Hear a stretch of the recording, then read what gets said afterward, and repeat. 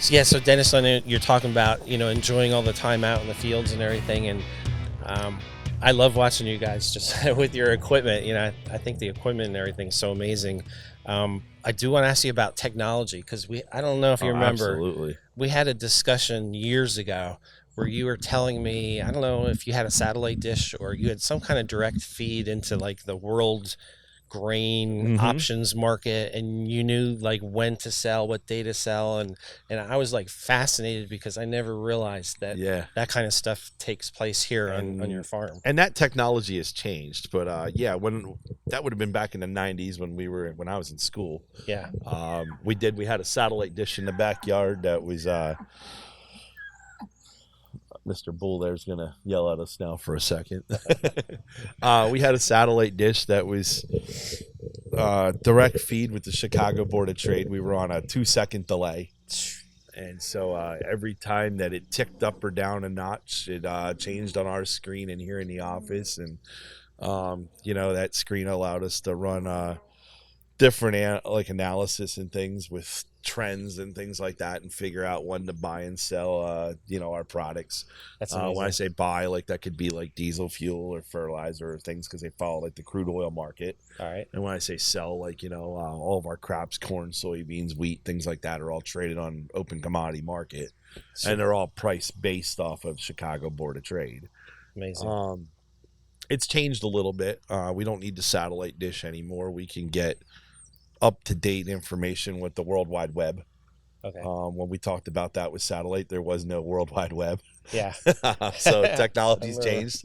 However, when we do talk about technology, we use a lot of other technology Yeah, today. So, I'm like, sure. we're not using satellite technology for that, but now Technology now in we the use now we use satellites to control our tractors and sprayers and things like that, using GPS and GPS. And our GPS is far more advanced than the GPS you would have like in your Garmin or something really. in your car.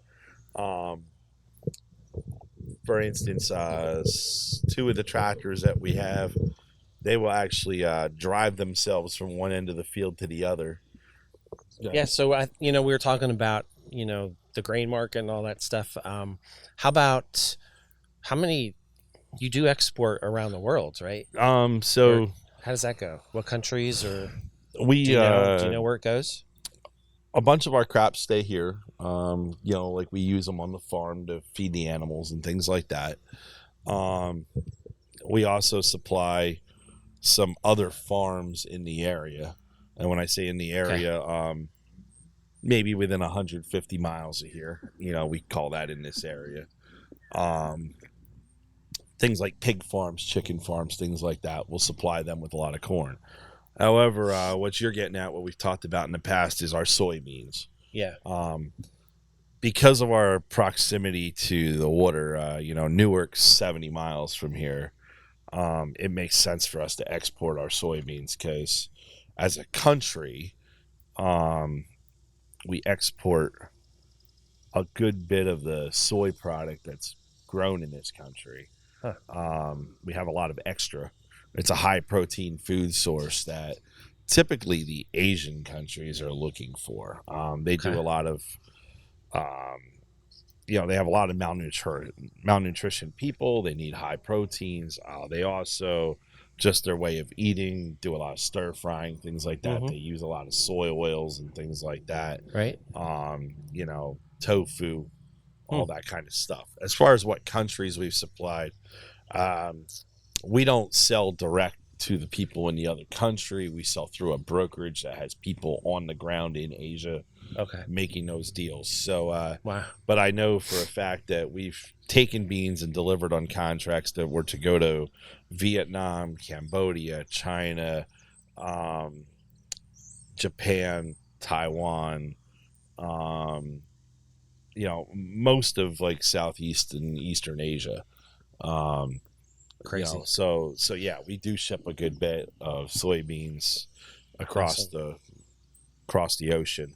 Okay. And it just works out well. Like, when we talk about pricing and things like that, there's some other avenues where we could sell to and keep them here in this country. But in a lot of cases, it makes more sense for us dollars and cents wise to haul them to the port Right. and ship. So we do. We ship a decent amount of soybeans. Probably just an estimate without looking at paper. Probably about 3/4, maybe even a little more than that, of the soybeans that we've grown in the past 10 years have all left this Wow. country. Okay. And the majority of those end up in Asia. Okay. So, I mean, talking from the worldwide scheme down to your local store, Mm-hmm. I mean, it seems like every year you're adding more and more, so we love your hot dogs and your hamburgers and your steaks, We but I know, appreciate that. And yeah. I think as a whole for the operation, I wouldn't say that we're always expanding. The thing is the consumer sees us expanding more, because as we decline in the amount of land that we have because of all the housing and warehousing and things like that, we need to find a way to keep the income level there. What people don't realize is, like, a farm like this,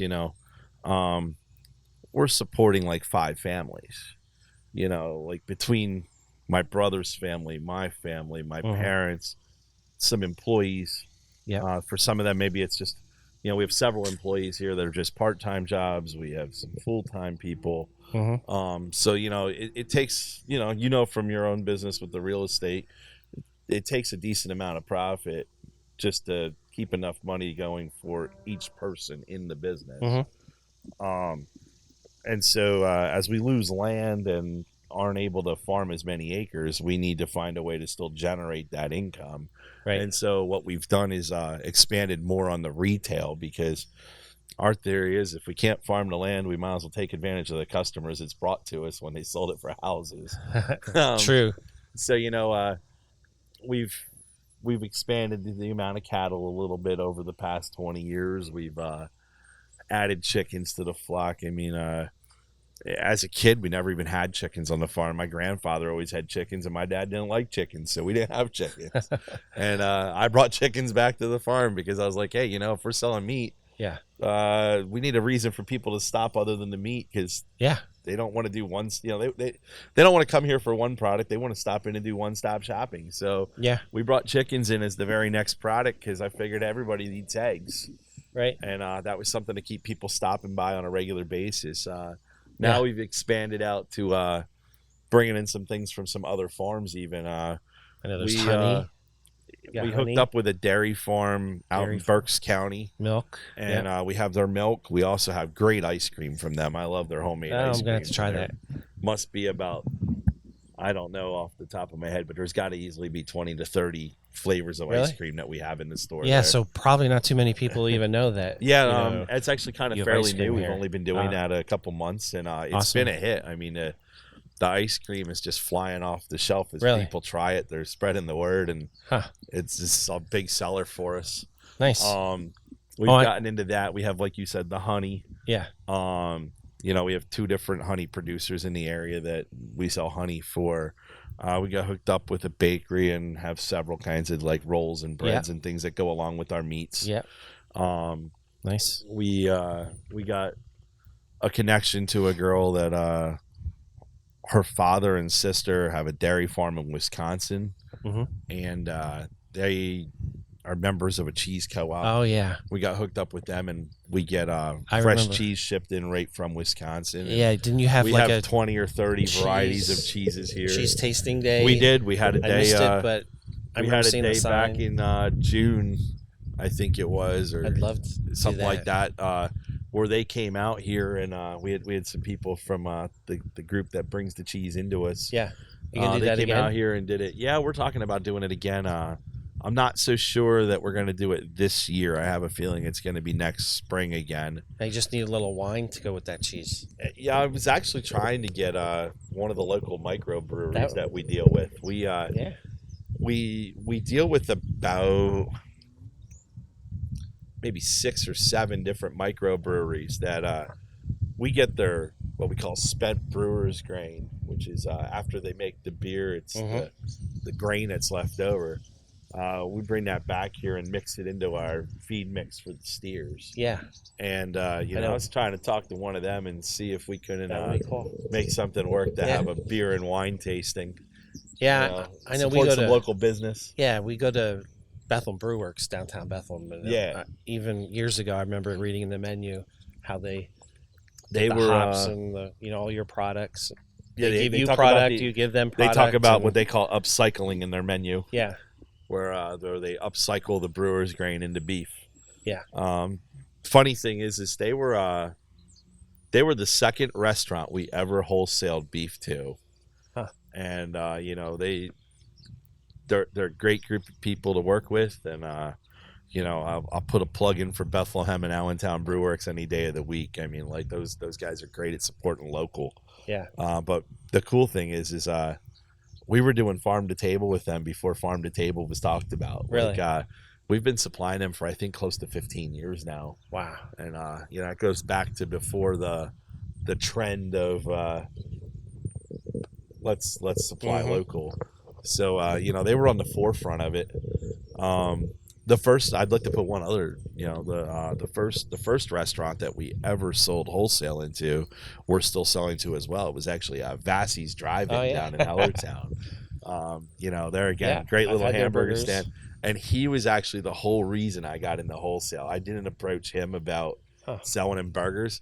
He actually had just tried one of my burgers by accident that he got from his father-in-law. Yeah. And he came to me and said, I want to put your burger on my menu. And I said, I can't do it. I can't be cost competitive with like the big purveyors. And he says, I have an idea. We're going to make it work. I'll be able to pay you what you need.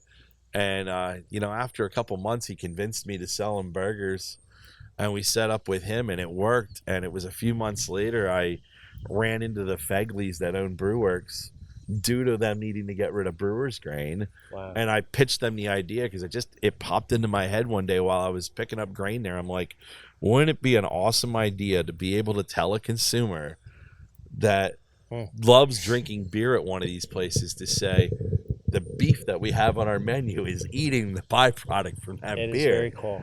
And, I just had that idea and I pitched it to the owners. And before you knew it, there we were. We were supplying Bethlehem and Allentown Brewers with all their burgers. Awesome. So it's kind of cool the way that came about.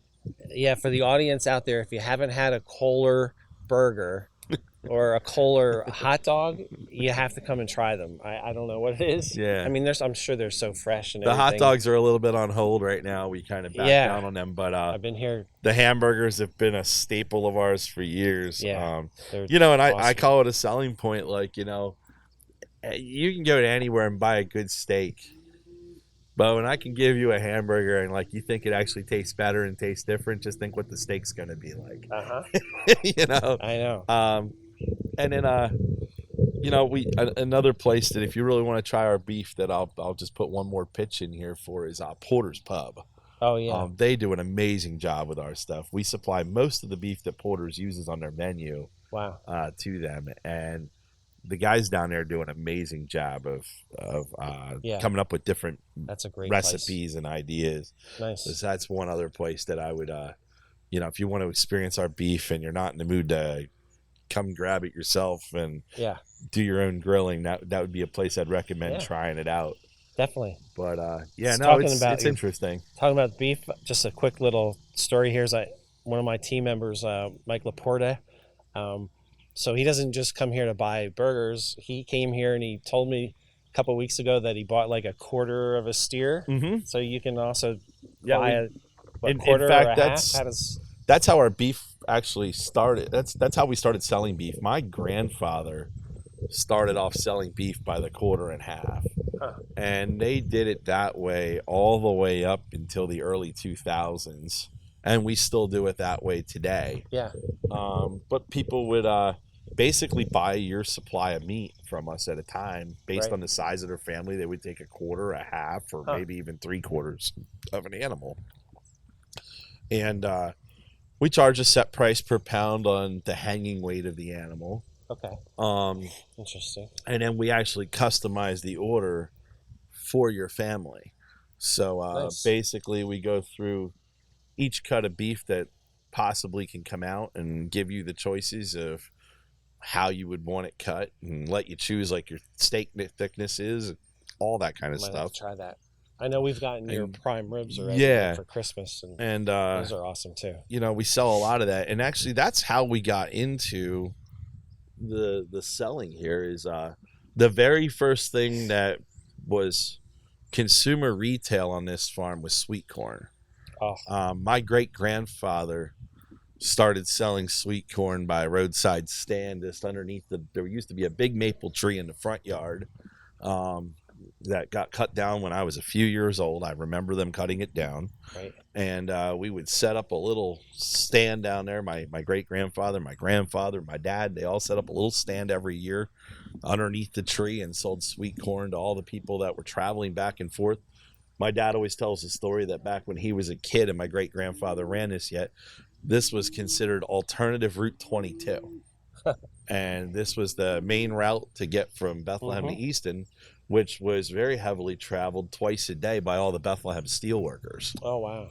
And the steelworkers would stop on their way home, and people ate different than they do today, and people also like put food away. So Yeah. he was always telling us that the average order was 2 to 3 dozens of corn that people would take home with them at a time.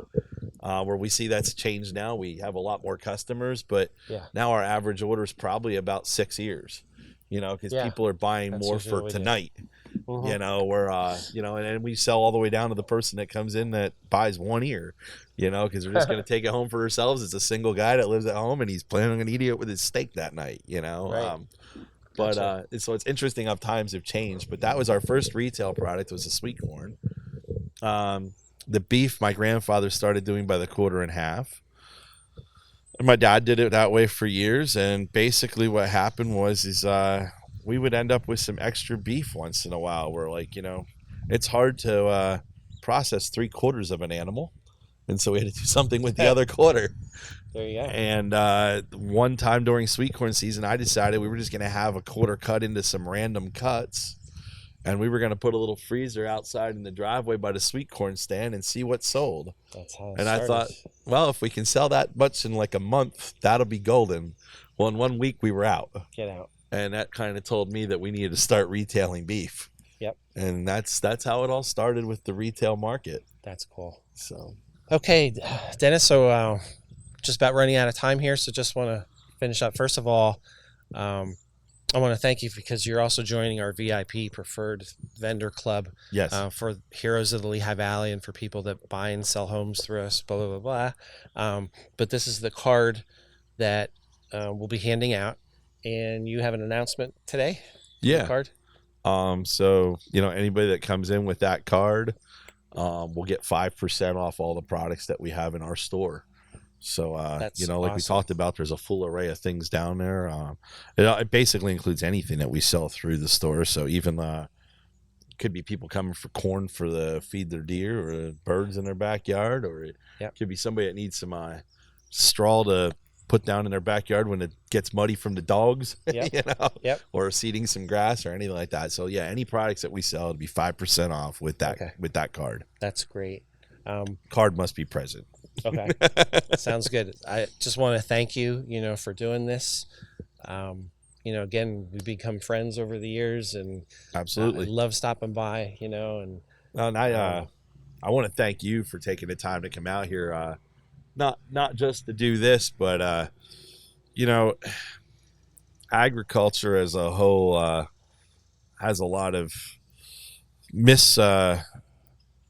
misunderstandings in how it's performed, what it's done, and I love getting the word out there to people about how we farm and what we do. And I know we didn't really approach a whole lot of that on the podcast here today, but I love having the opportunity to invite more people to come talk to us about that and have those conversations about how we raise our animals, how that becomes put into beef, how we raise our crops and how that becomes food for the animals. We could talk for hours. Produce. There's so much. And I want to thank you for the opportunity to get to connect with people to have those conversations, because I think as a younger farmer that that's an important conversation that people miss out on in a lot of today's world. They're so far separated from their food source that they get this misconstrued idea from the internet and things like that, because everything on there is 100% accurate. Right. And I love being able to have one-on-one conversations with people to really try to understand why we do what we do. And so I really want to just thank you for that opportunity to get in the public eye with that. Yeah, well, thanks for doing this, and I'm sure the community thanks you too, because we didn't go into that part either, but you're so community driven, and the things that you do for the township. And I know they had the community days or whatever, and you were serving like hundreds of burgers and hot dogs out there. National Night Out was just a few weeks ago. We handed out over 300 hamburgers that night to the general public. That was a really good night. That's awesome. I stood there and grilled them all. So and we also want to thank New Street Digital and Tim Unger, class of 2010. I always forget. I mean, he's 97. 2000. Every show, it's going to be a different class, So, but we didn't get to break out the yearbook. Yeah, that's okay. Yeah. But thanks everybody for watching, and have a great day.